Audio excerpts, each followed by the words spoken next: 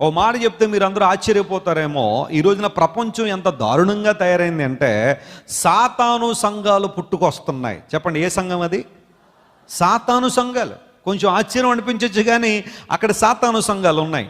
యూజువల్గా మనం చర్చెస్లో కానీ చర్చ్ మీద కానీ ఏదైనా క్రాస్ పెట్టామనుకోండి, ఆ క్రాస్ ఎలా ఉంటుందంటే ఒక నిలువు కర్ర, ఒక అడ్డుకర్ర ఉంటుంది.